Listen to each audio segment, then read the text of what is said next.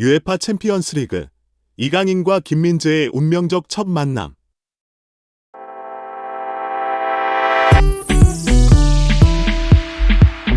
한국 축구대표팀의 미드필더 이강인, 파리 생제르맹, PSG과 수비수 김민재, 바이에른 뮌헨, 가 2024에서 2025 시즌 유럽 축구연맹, UEFA 챔피언스리그 리그 페이지에서 맞대결을 펼치게 되었다. 이번 챔피언스리그에서 이강인과 김민재가 서로 맞붙는 것은 이번이 처음이다. 리그 페이지는 UEFA가 16강 진출팀을 선발하기 위해 새로 도입한 본선 경쟁 방식으로 이번 시즌에는 본선 참가팀이 지난 시즌보다 4팀 늘어난 36팀이 참여한다. 이에 따라 UEFA는 기존의 4개 팀씩 8개 조로 나누어 홈앤드 어웨이 방식으로 진행되던 조별리그 대신 포트별 대진 구성 방식의 리그 페이지를 채택했다. 30일 모나코에서 열린 리그 페이지 추첨식에서 36개 팀은 9개 팀씩 4개의 포트로 나뉘었다.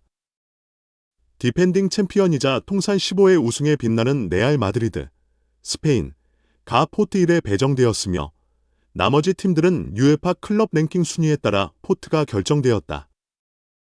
그 후 포트별로 2팀씩 대진이 결정되었으며 리그 페이지 동안 각 팀은 8경기를 치르게 된다. 이 과정에서 PSG, 프랑스와 뮌헨, 독일, 이 추첨 결과 맞붙게 되면서 이강인과 김민재의 챔피언스리그 첫 대결이 성사되었다. 이들의 경기는 뮌헨의 홈에서 열릴 예정이다. 뮌헨은 통산 7번째 우승과 함께 2019에서 2020 시즌 이후 5년 만에 우승을 노리고 있으며 PSG는 대회 첫 우승에 도전한다. PSG는 2019에서 2020 시즌 결승전에서 뮌헨에게 0대1로 패해 첫 우승의 기회를 놓친 바 있다. PSG는 이번 리그 페이지에서 지난 시즌 잉글랜드 프리미어리그 우승팀 맨체스터 시티, 포트 1와 준우승팀 아스널, 포트 2 등과 맞붙게 되어 16강 진출이 험난할 것으로 예상된다. 뮌헨 역시 포트 1의 또 다른 강팀 FC 바르셀로나와 맞붙는다. 바르셀로나는 지난 시즌 스페인 리그 준우승을 차지한 팀이다.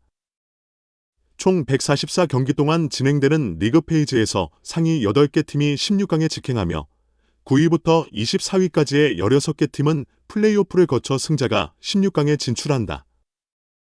16강 전부터는 기존의 홈앤드 어웨이 방식으로 토너먼트가 진행된다. 리그 페이지는 이번 시즌 처음 도입된 새로운 방식이기에 각 팀은 기존과는 다른 전략적 접근이 필요할 것이다. 특히 PSG와 뮌헨 같은 강팀들은 이미 UEFA 챔피언스리그에서 꾸준히 좋은 성적을 거둬온 팀들이기 때문에 이번 리그 페이지에서도 팬들의 기대가 높다. 이강인과 김민재 모두 팀 내에서 중요한 역할을 맡고 있으며 이들이 맞대결을 펼칠 경기는 그 자체로 큰 관심을 끌 것으로 보인다. 이강인은 PSG에서 창의적인 플레이메이커로서 팀의 공격을 이끌고 있으며 김민재는 뮌헨에서 수비의 핵심으로 자리 잡았다. 두 선수의 대결은 한국 축구 팬들에게도 큰 화제가 될 것이며 이들의 활약이 챔피언스리그 성적에 큰 영향을 미칠 수 있다. 리그 페이지의 결과에 따라 양 팀이 토너먼트 라운드에서도 다시 맞붙을 가능성이 있는 만큼 이번 경기는 단순한 한 경기가 아니라 향후 챔피언스리그 전체 판도에도 중요한 의미를 가질 수 있다. PSG와 뮌헨의 맞대결은 이번 시즌 챔피언스리그에서 가장 주목받는 경기 중 하나로 손꼽히고 있으며 두 팀 모두 승리를 통해 16강 진출에 유리한 고지를 선점하려 할 것이다. 이강인과 김민재가 속한 PSG와 뮌헨의 맞대결은 단순히 두 팀의 경쟁을 넘어 각 선수의 개인적인 도전과도 깊이 연결되어 있다. 이강인은 이번 시즌을 통해 챔피언스리그 무대에서 자신의 능력을 증명하고 세계 최고의 무대에서 영향력을 발휘하려는 강한 의지를 가지고 있다. 반면 김민재는 이미 유럽 축구에서 인정받은 수비수로서 이번 챔피언스리그에서도 뮌헨의 수비 라인을 단단히 지키며 팀을 승리로 이끌기 위한 중요한 역할을 맡고 있다. 두 선수 모두 한국 축구를 대표하는 인물로서 이들의 경기는 한국 축구 팬들뿐만 아니라 전 세계 축구 팬들의 이목을 집중시킬 것이다. 특히 이강인과 김민재가 각각 공격과 수비에서 직접적인 맞대결을 펼치게 된다면 그 순간은 이번 시즌 챔피언스 리그의 하이라이트로 남을 가능성이 크다. 또한 이 경기는 한국 축구의 글로벌 위상을 다시 한번 확인할 수 있는 기회가 될 것이다. 유럽 최고의 무대에서 한국 선수들이 중심에 서 있는 경기는 한국 축구의 미래에 대한 기대감을 높일 뿐만 아니라 더 많은 젊은 선수들에게도 큰 영감을 줄 것이다. 이번 맞대결이 끝난 후 이강인과 김민재의 활약은 오랫동안 축구 팬들의 기억에 남을 중요한 순간으로 자리 잡을 것이다. 풋볼리스트 김희준 기자 백승호는 최소한 올 시즌 전반기까지는 잉글랜드 리그 1의 버밍엄 시티에 남을 것으로 보인다. 31일 한국 시간 영국의 텔레그래프에서 마이크 맥그라스 기자는 버밍엄 시티는 백승호에 대한 잉글랜드 챔피언십 2부 구단들의 제안을 모두 거절했다. 이적 시장에서 리즈 유나이티드와 셰필드 유나이티드가 백승호에게 관심을 보였지만 버밍엄은 그를 붙잡기로 결정했다고 전했다. 백승호는 지난 겨울 챔피언십의 버밍엄 시티에 합류했다.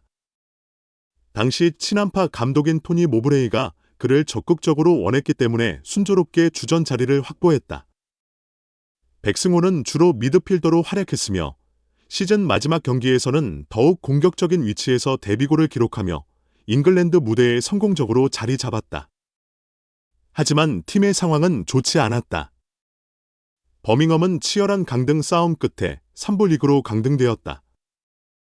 특히 모브레이 감독이 지병으로 인해 6월부터 감독직을 내려놓은 것이 팀에 큰 타격을 주었다. 감독 대행 체제에서도 팀의 강등권 탈출을 위해 끝까지 노력한 점은 높이 평가된다. 이번 여름 백승호는 여러 챔피언십 팀으로부터 관심을 받았다. 초기에는 선덜랜드와 블랙번 로버스 등의 팀이 그를 노리고 있다는 보도가 있었으나 시간이 지남에 따라 상황이 흐지부지됐다. 이적 시장 막판에는 리즈와 셰필드와 같은 챔피언십 강호들이 백승호를 원했다는 보도가 나왔다. 텔레그래프의 맥그라스 기자가 이를 인정했으며 리즈와 셰필드는 모두 프리미어리그 진출을 목표로 하는 우수한 팀들이다. 그러나 최종적으로 백승호는 버밍엄 시티에 남기로 했다.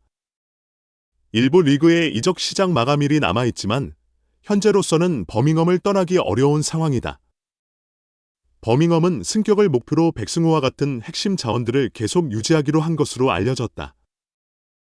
백승호는 이제 팀을 승격시키거나 비슷한 수준의 성적을 거두어 자신의 가치를 증명하는 방법만이 남아있다. 백승호의 잔류는 그에게 도전과 기회를 동시에 안겨주고 있다. 팀이 3부 리그로 강등된 상황에서 백승호는 팀의 핵심 선수로서 승격을 이루기 위한 중요한 역할을 맡게 되었다. 현재 팀의 분위기와 경기력은 개선이 필요한 상황이며 백승호는 이러한 팀 상황 속에서 자신의 기량을 더욱 돋보이게 해야 한다.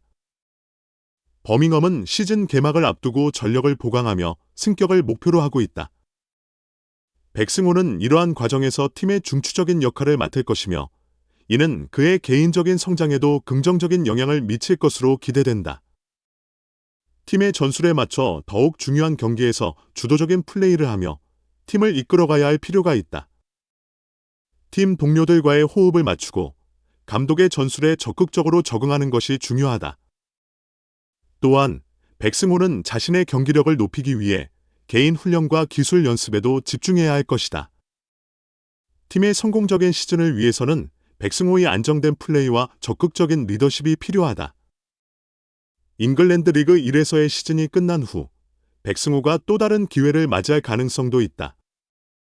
현재로서는 버밍엄 시티와 함께 시즌을 치르며 팀의 목표를 달성하는 것이 우선 과제지만 뛰어난 성과를 보인다면 이적 시장에서 새로운 제안이 들어올 수도 있다. 따라서 이번 시즌은 백승호에게 중요한 전환점이 될 것이다.